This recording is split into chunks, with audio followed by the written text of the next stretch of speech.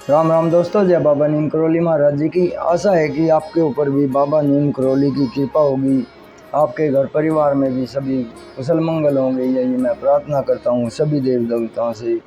मेरे महादेव जी, मेरे श्री राम जी, मेरी माता सीता, मेरी माता पार्वती जी, मेरे कान्हा जी, मेरे हनुमान जी, मेरी माँ दुर्गे सर्वरूपणी माता, सभी देवी देवता आपके ऊपर सदैव कृपा बरसाएं, यही मेरी प्रार्थना है।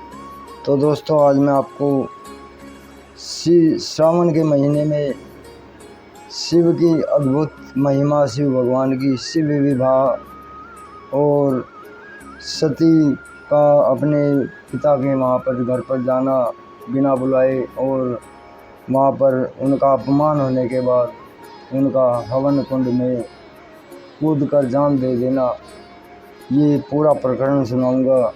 तो आपके भाई से कोई गलती हो तो उसे क्षमा कर देना मेरे भाई। अभी शुरू करते हैं शिव विवाह। ओम नमः शिवाय। इधर सती ने नंदा व्रत का अनुष्ठान किया। शंकर भगवान उन्हें दर्शन देने गए। सती ने लज्जावश सिर झुकाकर उनके चरणों में प्रणाम किया। शिवजी ने उमा को आशीर्वाद दिया और वर मांगने के लिए कहा। सती बोली, प्रभु आप मुझे अपनी पत्नी बनाकर मुझे कृतार्थ करें। शिवजी बोले, तथास्तु।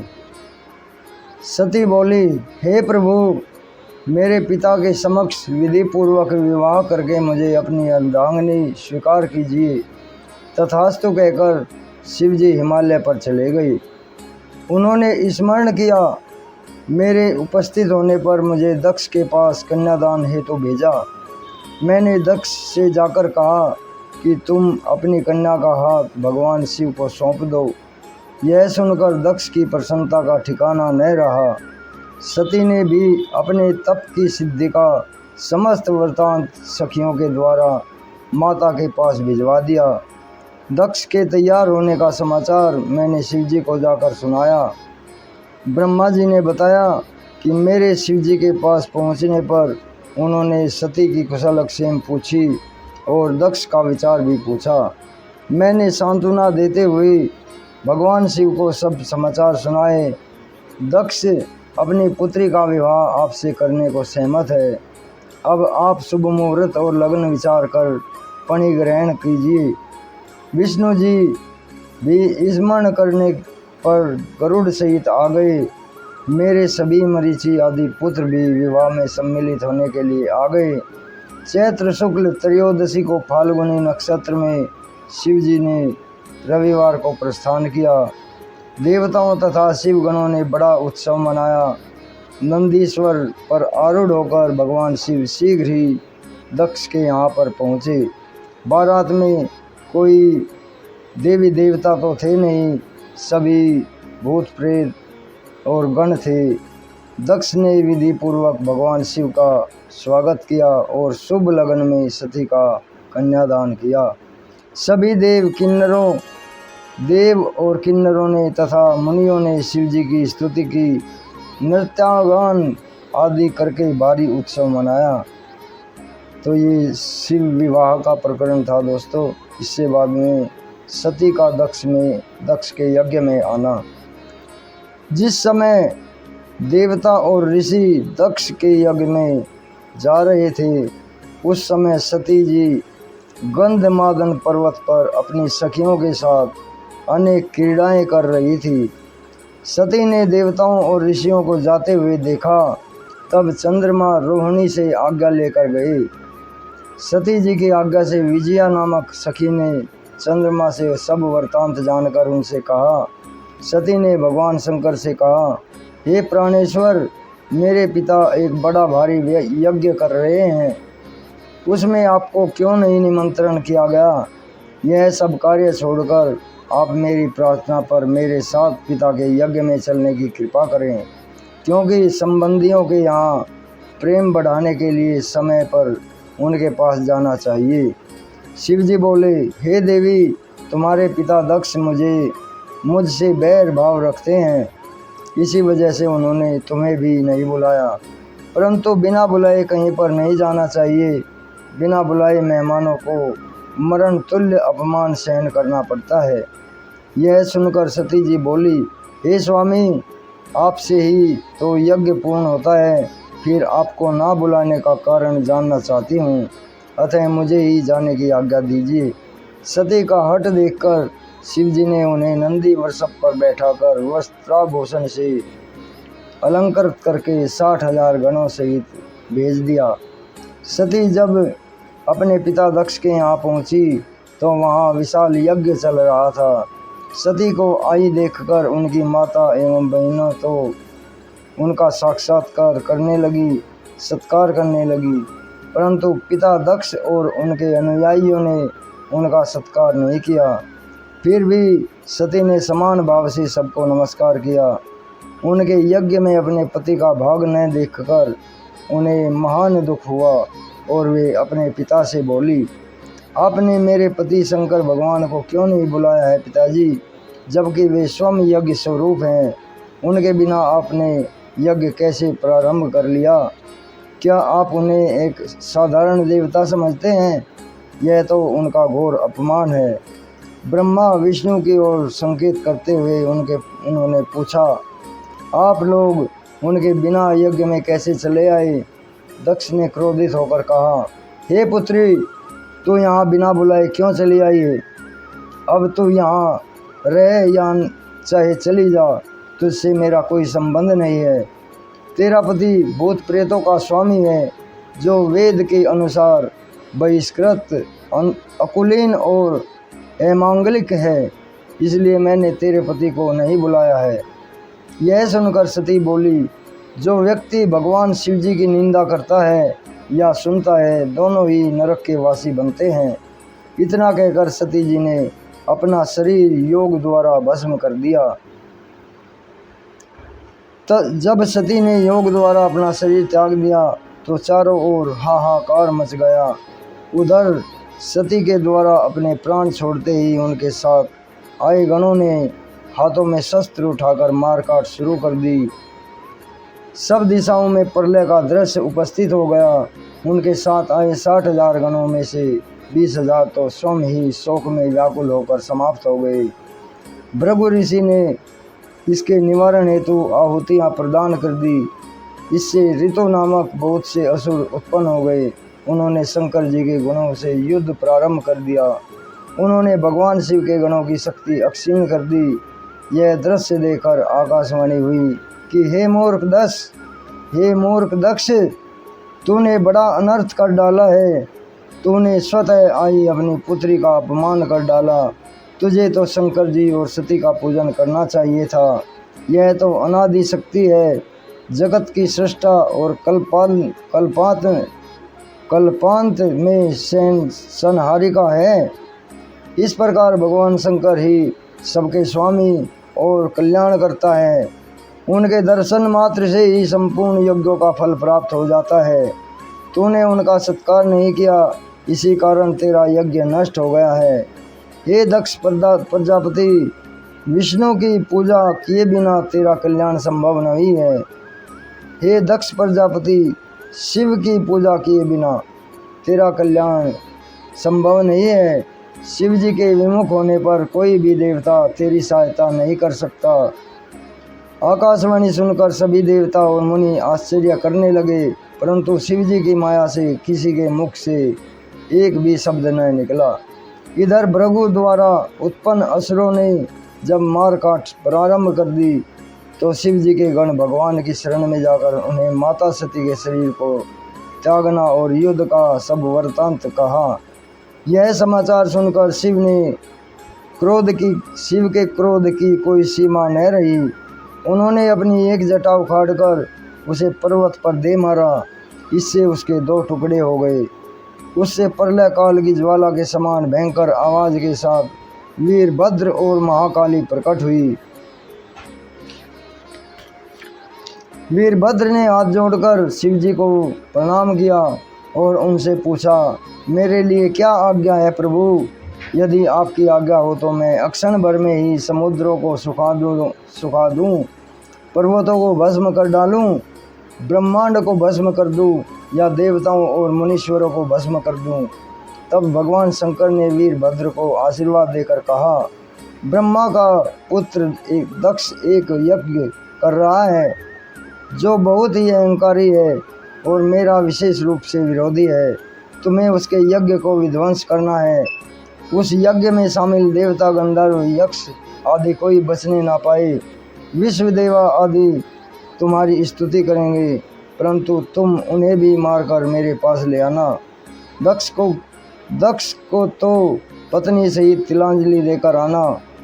वीरभद्र शिव जी को प्रणाम करके दक्ष के यज्ञ को विध्वंस करने के लिए चल दिया।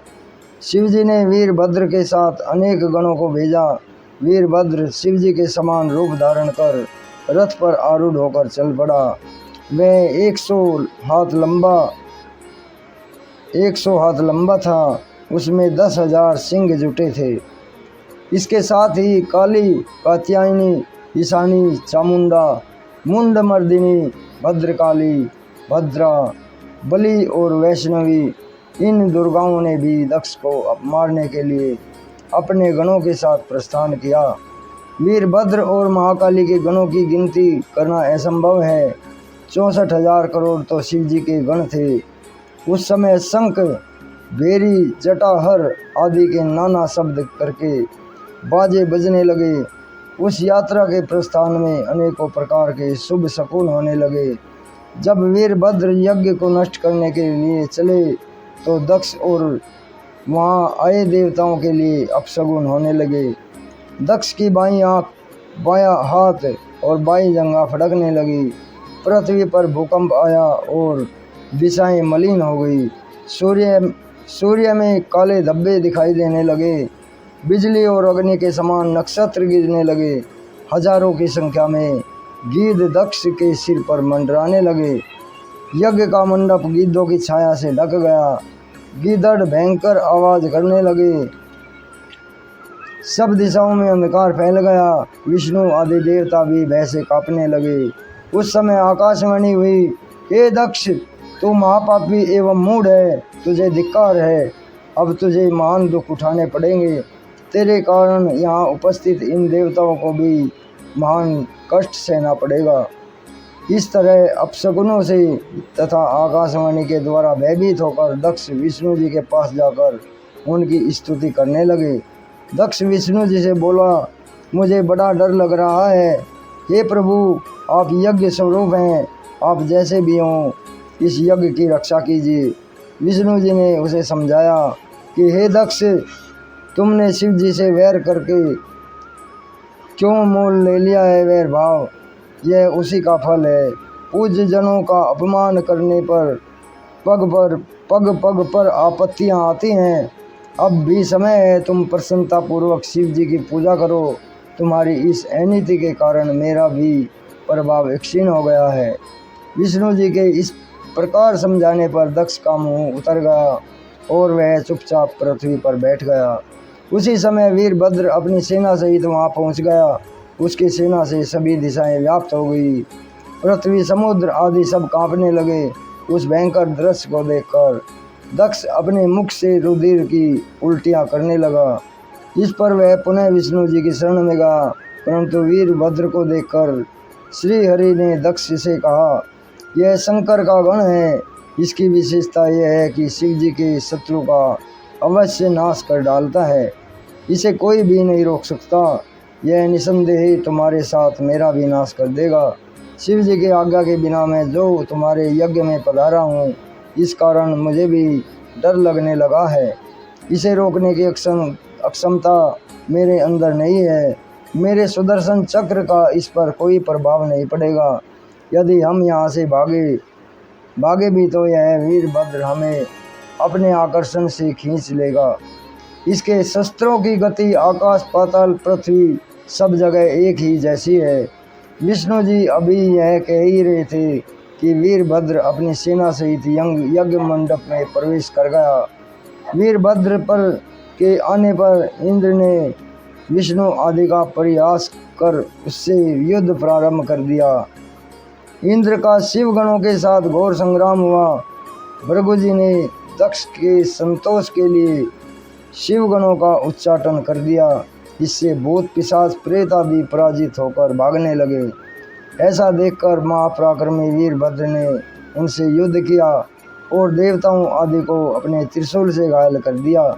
देवों की भयंकर पराजय हुई। वीरभद्र ने इंद्र आदि देवों से कहा, हे इंद्र, हे अग्नि, सूर्य, चंद्रमा, कुबेर आदि देवों, तुम इस यज्ञ में क्यों आए हो? तुम्हें इसका परिणाम भुगतना पड़ेगा। इसके पश्चात इंद्र व वीरभद्र में भयंकर युद्ध होने लगे। वीरभद्र ने भगवान शंकर का नाम लेकर विष्णु के वक्ष स्थल में त्रिशूल से प्रहार किया। इससे विष्णु मूर्छित होकर पृथ्वी पर गिर पड़े। फिर उठकर अपने चक्र से वीरभद्र पर प्रहार किया, परंतु वीरभद्र ने अपने अद्भुत तेज से चक्र को प्रभावहीन कर दिया। वह विष्णु के हाथ में ही रुक गया। विष्णु का भी स्तंभन हो गया। इस पर याज्ञिकों ने मंत्र द्वारा विष्णु का स्तंभन दूर कर दिया। विष्णु ने अब की बार अपना शार्क धनुष उठाया। उसके भी वीरभद्र ने 3 टुकड़े कर दिए। इस पर विष्णु अंतर्धान हो गए और अपने लोक को चले गए। उनके चले जाने पर वीरभद्र ने यज्ञ भगवान को पकड़ा और उनका सिर धड़ से अलग कर दिया। प्रजापति धर्म, कश्यप और अरिष्टनेमी आदि मुनियों को पकड़कर वीरभद्र ने उनको लातों से मारा।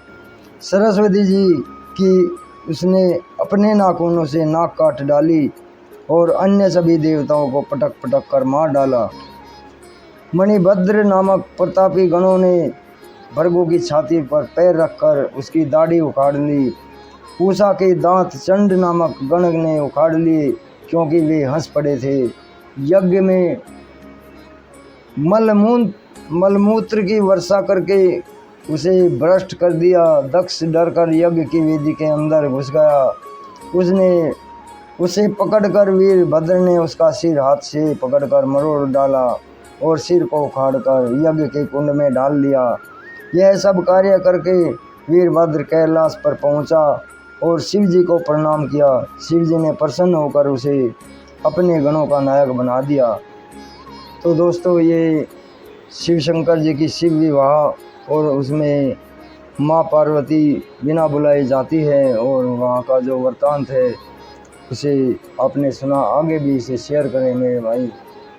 महादेव जी की अतीब कृपा आपके ऊपर होगी। जय श्री राम, जय हनुमान जी की, जय शिव शंकर बलराज। जय हो मेरी आदि पराशक्ति माँ पार्वती, जय हो मेरी माता सीते। ओम श्री सर्वदेवाय नमः।